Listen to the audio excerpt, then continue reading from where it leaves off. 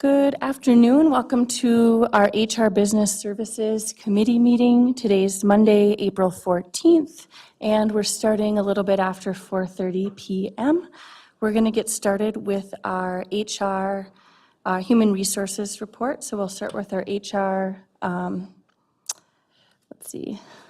Business Services Committee. So some manager meetings. On March 7th, the members of the HR team attended the monthly MASPA meeting where the topic was teacher and paraprofessional compensation work group findings of a report ordered by the legislature, including proposed strategies, recommendations, and draft legislation and emerging trends in workers' compensation. Can we be reminded what MASPA stands for? Again, I know we've heard that before, but. It's the Minnesota Association of School Personnel Administrators. Perfect, thank you. And then on March 13th, members of the HR team actually attended Draw a Larger Circle, which I was really bummed to miss. It's a conference called Draw a Larger Circle, Expanding Inclusion in the Workplace Summit. And this summit helped emphasize the importance of self-awareness and understanding diverse perspectives. And that event was in Duluth, correct? Was that one a chamber related? Yes, and it was hosted at the College of St. Scholastica. Okay, great. On April 1st, the Minnesota Education Career Expo, Minnesota's largest in-person career fair that brought together school districts, agencies, and professionally licensed candidates to connect and hire educators, and that was in Eden Prairie. So our HR team's been very busy. The HR team also started meetings with the various clerical positions in an effort to revise job descriptions. So that's good to see. And then our workers' compensation E-mod rate has been received for the next year, and it'll drop just from a 0.68 to a 0.67, so pretty much staying the same. Member Banks, I didn't know what an E-mod rating was, so I looked it up. Maybe you knew, but it's an experience modification rating, which is a factor used in workers' comp insurance to adjust premiums based on claims history. I don't know if you have anything else to add to that.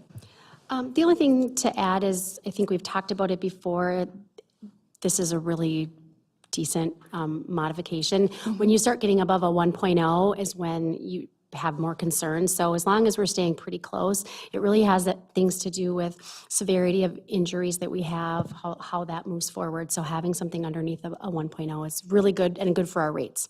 Perfect. Thank you for sharing that. Some things the HR team is working on is finalizing the district's recruitment and retention plan, which I know we've been hearing about for the last couple meetings, which is great to hear. And also including full development of employee onboarding, which is always good to put attention to. New health insurance renewal rates have been received with a rate increase of only 5.6, which to me sounds like a lot, but apparently it's not, so that's a good thing that it's a little lower. Staff are also gearing up for health insurance open enrollment, which will happen in May, and final preparations are underway for the second district Wellness Fair, which will be held at Denfeld on May 27th. And then we have an update on negotiations. The 2023 to 2025 DUIA contract has settled, so that's good to hear, and negotiations for the 2025-2027 contracts are being scheduled for Duluth Principals Association, the Executive Employees Association, AFSCME paraprofessionals, the food service, and integration specialists. Anything to add about these negotiations? And then go ahead. I was gonna say, I looked back because I know that we're in the middle of two-year teacher contracts. So we're in the middle of those, which is nice, and their second 2-year contract would end on June 30th, 2027. Some upcoming changes and improvements to the department, transitioning all employee evaluations to a new electronic platform, which will hopefully make things run smoothly, and moving to an electronic new employee paperwork, including gathering electronic signatures. Is that the first, do we have other platforms that obtain electronic signatures, or is that kind of a new development overall? We use DocuSign in some small spots, but we're trying to work through some other options that aren't so costly to be able to get electronic signatures. What we have now is staff need to come in before they're hired, fill out their paperwork so that we can actually have a physical signature before we can put a lot of system data entry. And by having it electronic, it just allows us to do it more systematically rather than all at once. When new hires, especially at the beginning of a school year, they all come in August, and so now we get behind because there's so many. So trying to do it electronically, but we're looking at a few platforms that we've used in benefits before. We're looking into DocuSign as well, but that one's a little more costly, so also trying to find some alternative ways that we can get the information we need from them. And if they're not from the area, they can do it electronically also, rather than having to make a special trip up here. Sounds like it'll streamline It should, onboarding, yes. if we can make that work. Awesome. Great, and then the next, we have under business services, we have our enrollment report. Member Banks, you have a question? Sorry. So I'm just looking for clarification on the, like the certified resignations and certified, non-certified retirements. Are those positions not going to be filled again, or what does that mean? This is truly just capturing numbers of people that turn in those different pieces, so it doesn't have any correlation to whether they'll be backfilled or not. So some of them would be, some of them may not be, just based on the staffing reductions. So it's really just a true count of those that we've received. Good question. Thank you, Member Banks. So we'll move on to our enrollment report under business services. Just wanted to remind that this year we budgeted for 8,068 ADM, and right now we're still sitting on the first page at 8,045, which is still, even though it's a little lower than that, we've been trending high overall over the course of the year. And if you kind of turn the next page, you'll see that for year to date, we're still up 6.59 ADM. Any questions or anything to add to the enrollment report? This time of year, I know we always point this out, but we do tend to, as students kind of graduate early, things like that, the enrollment tends to go down, but we're very fortunate to be in a place where our enrollment has been up. I would just add that we have been engaged in an enrollment campaign, just as a reminder, and we've seen some enrollment come from that, as well as just a number of new people. We're also seeing a number of people enrolling from some of our area private schools. Perfect.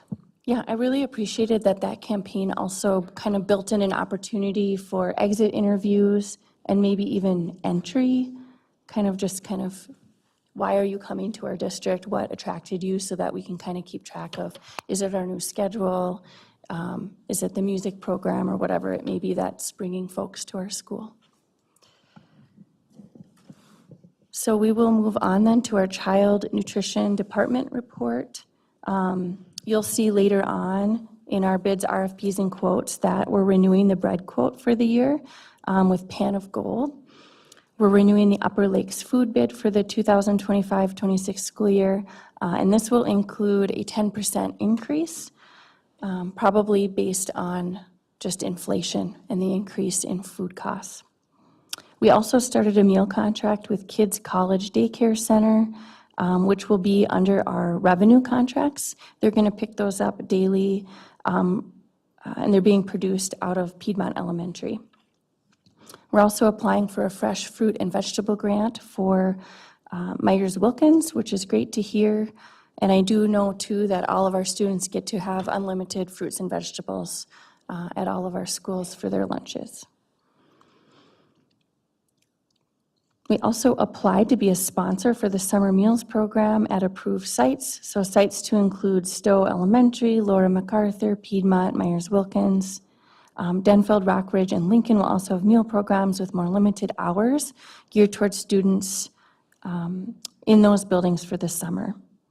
And we're also going to reach out to community partners to offer meals as we've done in the past, which is great to hear. Some upcoming changes and improvements to the department. We're waiting on equipment delivery and installation in the Technology Village Area Learning Center to implement the hot meal service.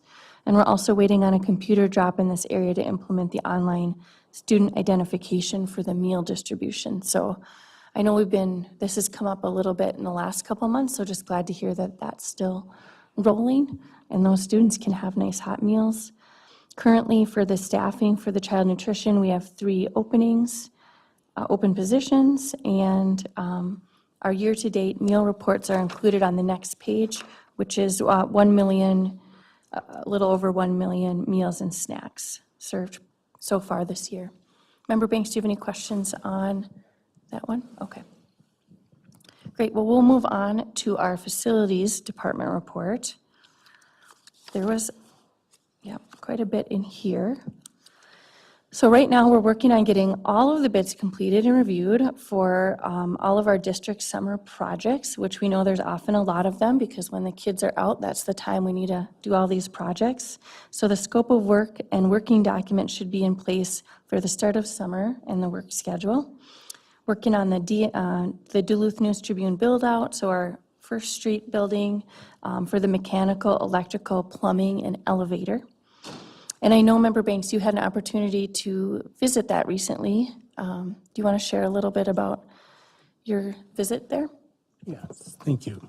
I just wanted to first say to Brian Brown and his staff person that was with him, how grateful I am for the 2 of them taking the time to meet with me and share with me and show me the incredibly large facility that the school district has that will, I believe, benefit our children in so many ways, but our taxpayers will be grateful that we're able to consolidate so many of our programs in that one enormous building. And when it's finished, I'm looking forward to that.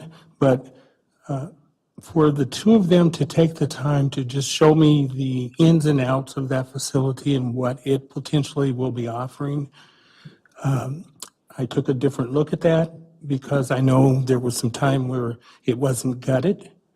And being able to see the actual square footage in the facility is going to benefit the programs the way they need to be benefited and more. And so, again, I'm grateful for that, and if others haven't seen that, I encourage folks to take a look. Thank you. Great. Thanks, Member Banks. Superintendent Makis? Sure, thank you. And I heard from a couple of other board members with similar comments to you that they were very pleased with what they saw and thought it was great. One suggestion came forward, just I'm stating it more as a placeholder for the idea, was that maybe having some sort of banner or something for the window area, even if it was just a Duluth Public Schools logo or something, just as a temporary piece so that we can kind of not stake our claim, but just sort of make people aware that, coming soon, because I think too, just mention that, the windows were dirty and it still looks like a demo site, which it is a demo site, but maybe if we clean the windows and put up a banner or something like that, it might draw some excitement there and kind of be a positive. So I thought that was a good board member suggestion as well. Great idea. Thank you. So there's a lot our facilities team is working on right now, because it's not just the First Street building, we have all of our other schools. So there's a whole list here. I'm just going to point out a few. Some additional fencing installed at Lester Park, Myers-Wilkins classroom build-outs, and the Denfeld-Welt Hunting Stadium press box floor repair, and then, as I mentioned, and then the DSC transportation building expansion as well. Doesn't look like there's a whole lot in the staffing report. We do have a utilities lead that'll be retiring this month and a new building engineer for Piedmont. And then there's a lot of work orders that were completed for preventative maintenance. Any questions? Okay. All right, well, we'll move on to our safety report. Working on a lot. March had a slight uptick in incidents that required medical care. Statistics on March incidents, though, are still being processed. Some audits and inspections there. I'll read a couple of them. There's a Safe at Work anonymous survey that was sent out to all ISD 709 employees to gather workplace safety and crisis plan opinions and opportunities for growth. We got a total of 553 total responses, and the summary is being put together.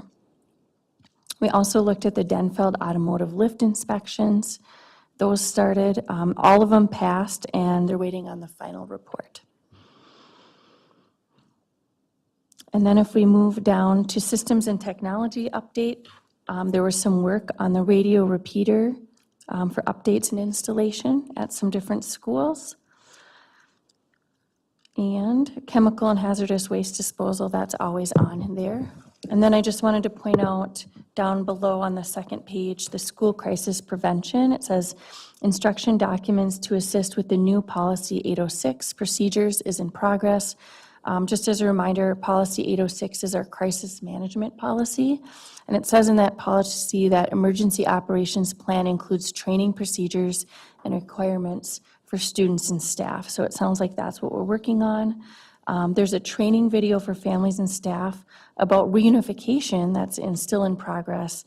And we actually see this later, I believe, in our expenditure contracts. We'll see that there. It was the Captivate Media contract, Member Banks, if you saw that one. I was going to point it out later, but since it's here, I'll just kind of mention it. That's a video that they're making as a reunification video that'll be played on our website and sent out to families at the beginning of each year. We're also one of the first in the state to do that, and we got a discount on it. So that's a little information about that. Any questions or other information I missed on the safety report? Okay, well then we're going to move on to our technology report. So we are, let's see, Peter Graves reported that he's past the halfway point of his tenure with the technology department, and is happy to report that he's working with a group of caring professionals. This team solves problems collectively, serving the ISD 709 community, and the work is both challenging and rewarding. And I would just echo that we really appreciate all the work that our technology staff does. There's so much behind the scenes, and I know that we have this summer that Windows update, which I can't imagine doing that for so many computers, but much appreciation in advance for that. Right now, they're working on collecting quotes for next year's services, planning stage for the summer maintenance, and, it actually mentions that Windows update and the staffing report. We have filled our system specialist one position after interviews and are now looking to fill an opening in our field tech group after an internal transfer. Superintendent Magus? No, I would join you in saying thanks to Mr. Graves. He's done an excellent job of filling some very big shoes left by Bart Smith as well, and that department is quite immense. And when we think about the scope of work being done there and just the increase in needs related to technology, whether through cybersecurity or AI or just maintaining the systems we have, please keep that in mind as we think about the new job description that's later down in the agenda. Great, thank you. All right, well, we will move on to our transportation department report. We continue to navigate the daily challenges with transporting around 6,500 students for our schools, along with Marshall and Stella Maris students. Our team is dedicated to finding solutions and overcoming obstacles to ensure safe and efficient transportation for all students. Right now, our transportation department is working on the fact that they fully moved over to Google Forms for bus behavior referrals, and this has helped with timely reporting for the schools to address busing behaviors, which is great to hear because that would be a little tricky. They're on the bus, they're going home, how do we communicate with the schools? So that sounds like a really efficient way to kind of care for our students in that way and address some of their needs. Says we have moved our van training signups over to the Google Forms as well, since the volume of requests for training has grown substantially, since most sites have taken possession of their vans. Some upcoming changes and improvements to the department. Our lead mechanic has thought ahead and ordered bus parts that are common service items ahead of the tariffs to save the district from purchasing during higher priced times. I thought this was really a really great, smart decision and good to point out. So, staffing report for our transportation department. We have 3 bus drivers in training and a possible interview coming up for a 4th, and we're still looking for another helper. And we currently operate 444 runs in total between the district and Voyager busing for our students. Lots to keep track of. Really appreciate our transportation department and all of our bus drivers. They're some of the first people our students see when they head to school in the morning, and also just really appreciate the efforts with hiring, because I know that a couple months ago we still had quite a few openings, and it looks like we've made a lot of progress on that. So thank you. Member Banks? Just a clarification, can you talk about the Marshall and Stella Maris, what that relationship looks like with the district? We are obligated to transport any students that are within our enrollment area. So even though they're in a private or charter school, we do offer a bus run. Yes, it's part of our obligation. Yeah, thank you. And I'd like to point out too about the bus referral. We just went to that 2.5 months ago. The process was the driver would, at the end of the day, once the run stopped, they would do a handwritten referral. And, and then they would get submitted. And there was, we had some slow times with submitting them and then getting them back. And that was a concern for our schools. So our manager over there, Jeremy Casapitas, we have 3 kiosks now. So when a driver gets off, they can just type it right into a kiosk. It goes right to a Google form. It goes right to the principal or the site. It's been very effective. So it's been very helpful. Thank you. Next, we have our recommended resolutions. We have our acceptance of donations to Duluth Public Schools. I usually just pick out a couple to share, but there are a lot here, so just great to hear, and we're really appreciative to our community. I see one from the Irving Community Association for $2,000, that the funds were used to take the 7th graders to Montelec on a skiing field trip at Lincoln Park, which is cool. And I see another one, a couple to Denfeld, through the Give Minnesota donation to go on a Valley Fair trip. And then we have our resolution of acceptance of grant awards to Duluth Public Schools. Again, very thankful to our staff who wrote these grants, and these are the grant awards. So we have one from the Duluth Public Schools Fund to Denfeld High School for Say It, Write It, Read It, which I'm not sure what that is, but I'm thinking it might be a curriculum or supplemental, but it sounded interesting. And then another one I was going to point out was the last one from the Minnesota Department of Health for district-wide safety and health. Our district-wide safety, health, and environmental coordinator wrote it, and these funds are for decreasing the level of lead in water in schools. And the grant award is based on the number of impacted people, age of impacted people, and things like that in some of the tests. So when you look at that one, you'll see 4,000 to 20,000, because I think that it really varies probably from what they find.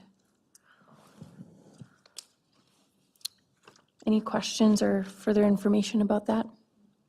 Okay, then we're going to move into, under our consent agenda, we have our HR staffing report in more detail. We also have a couple job descriptions, a a couple of which Superintendent Magus mentioned. We have one for the Director of Technology, which is a revision, and then we have a job description for the District Community Education Director, which is also a revision. So I took a look at those. I thought they looked like good revisions. Do you have any questions or comments, Member Banks?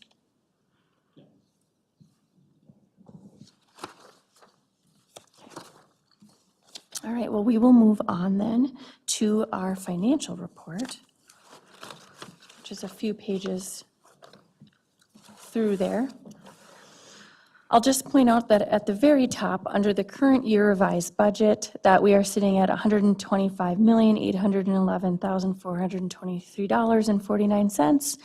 You will see that, last month, we were at about $121,764,000 some, and we had talked about the increase in the ADMs and the St. Louis County tax adjacent TIF money and the special ed kind of funds, and you will see those now that reflected in the budget here this month. Yep, I'd like to say that I've been contacted and have been working with an analyst from Moody's. It's an investor service, and that's how we get our credit rating. So even though it was not a formal interview that I normally have yearly, I sent them all of these. They wanted to talk about FY25 and FY26.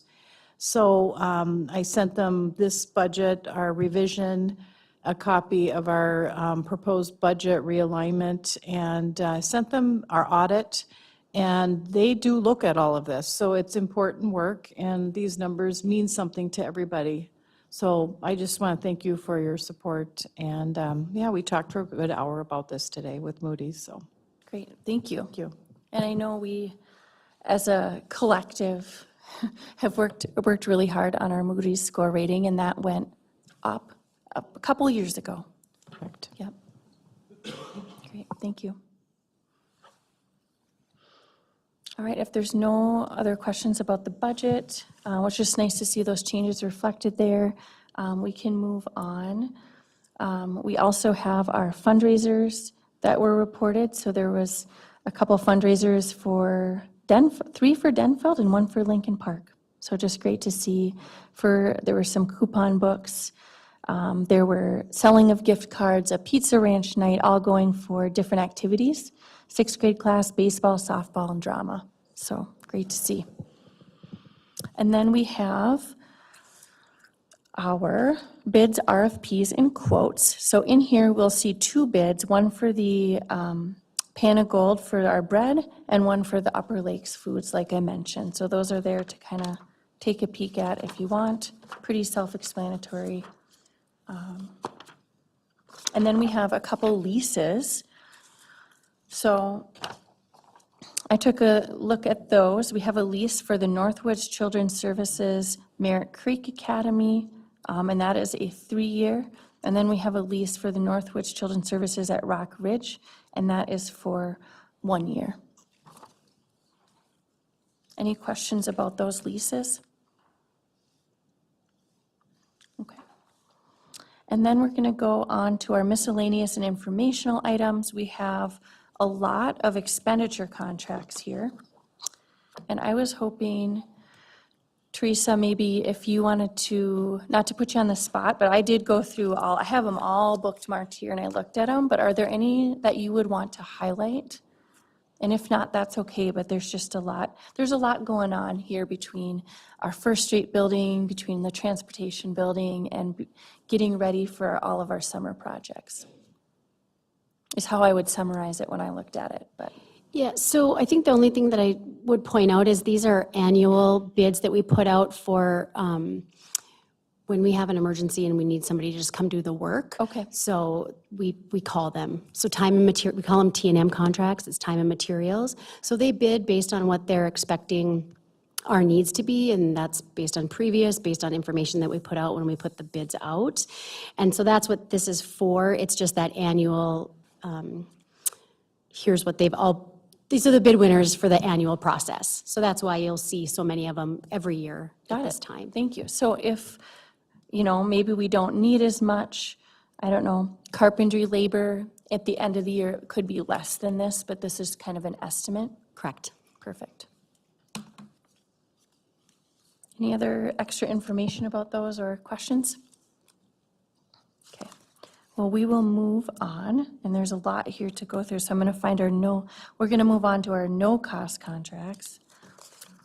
We have, yeah, favorite ones. And so there was a few listed there. Mostly, so there's 1, 2, 3, 4, from the Northeast Service Cooperative for Career and Tech Ed. And then there's one from Midwest Special Instruments for Special Services, and then one from the Wolf Ridge Environmental Learning Center. And then we actually have one revenue contract, and I think I mentioned this earlier, but the Kids College Learning Center is going to be partnering with us to provide meals. And that'll be coming out of Piedmont. So that's one of our only revenue contract this month. And then we have our grant applications. Again, you'll see that there's quite a few of those here. See if I can. There's one for the Macmillan grant for subsidized busing for $2,700. They would use the money to subsidize busing costs to Fort Snelling and St. Paul. There's one for Education Minnesota Foundation that was written by Cindy Miller, who's a librarian here, and that was that she's going to attend the Computer Science Teachers Association Conference in Cleveland, Ohio, which is great to see. And then there's a few other ones as well. Yeah, member Banks. Thank you. Just a couple questions about the grants. Can you explain to me, I think I understand it, what the affinity groups are? And there are a couple people that have contracts like $800 each. Is that in addition to their work, or because I thought they worked for the district already? I'm just curious as to.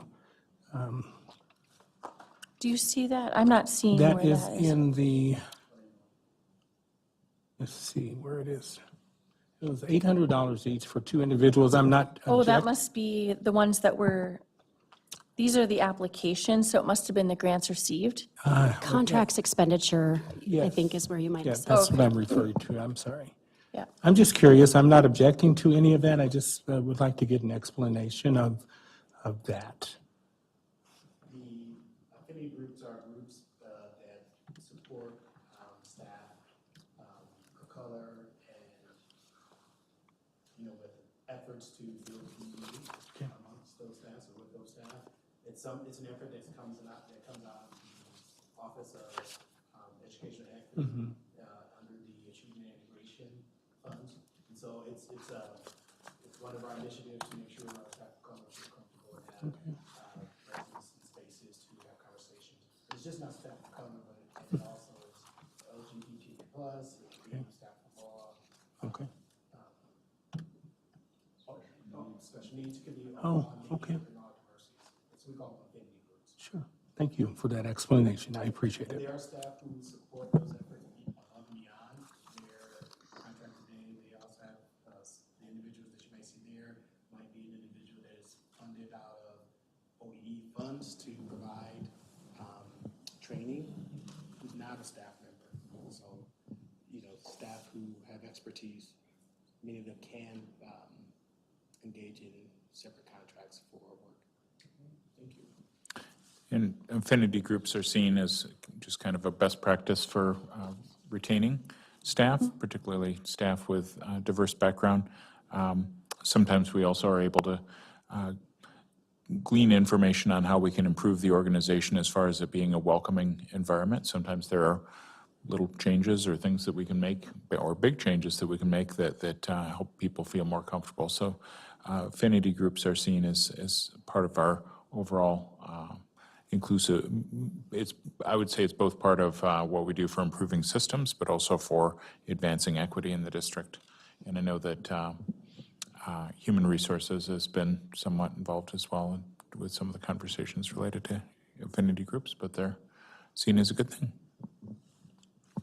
Great. Thank you for the question, Member Banks, and for the information, Superintendent Magus and Assistant Superintendent Bonds. Member Banks, do you have another? Yeah, and I just want to make sure Question? folks know I'm not objecting to any of that. I just wanted to get more clarification.